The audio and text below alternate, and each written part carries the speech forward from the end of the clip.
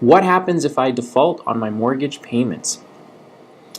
Well, it depends if this is you doing this for your personal home or an investment property, or if you own a business, maybe a commercial property. But basically the process is bank or lender, you'll miss a payment, you'll be deemed in default.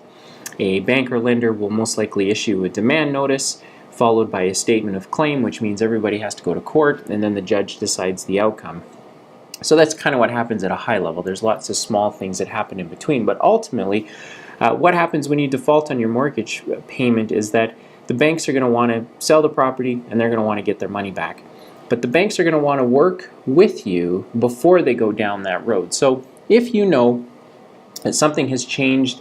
in your circumstances, so personally either you've lost your job and you can't make the payments anymore, or maybe your business is struggling to survive and make money and it can no longer make the mortgage payments on its property, the best thing to do is to get in touch with the lender and explain to them what's happening.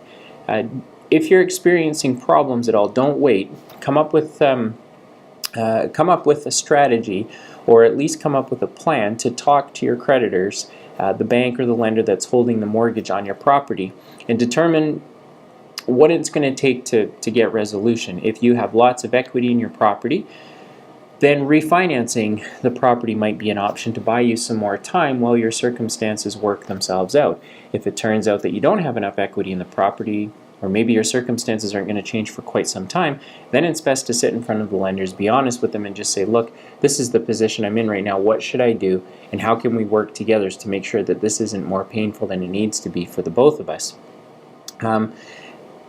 The problems that I've seen in the past 18 years when people are making, or rather not making, their mortgage payments is that they don't tell anybody and they keep it to themselves, and as a result the creditor doesn't really know what's going on, and because the creditor doesn't know what's going on, they have to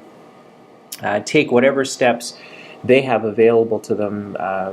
under the laws of the province or the country that they're in, and they have to try and recover their capital back. So it's best to get in front of that train when it's leaving the station to figure out how can I work with these banks and lenders and ultimately solve my problem. I think you'd be surprised to see that while many banks and lenders have a very tough bravado, at the end of the day they need to make sure they get that money back, and working with you is always a better option than trying to work against you, because it takes time, that time costs money, and ultimately that money eats into their profits and into your equity. So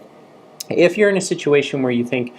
refinancing your commercial building or refinancing your home or your investment property would maybe buy you some more time while you're sorting through a bad situation, go to emilynow.ca, punch in the amount of money that you think that you need, and then you're going to be able to get an Emily score and see how prepared you are to be approved for refinancing a property. You'll be able to see which banks or lenders can approve you. We have an amazing client services team that can help you through the process as well, and it's free, doesn't cost anything, so jump on and take a look at what you might have available to you. But if you're defaulting on your mortgage payments, the bank's going to want to get their money back, and it's best if you pick the phone up first, talk to them, and try to come up with a solution.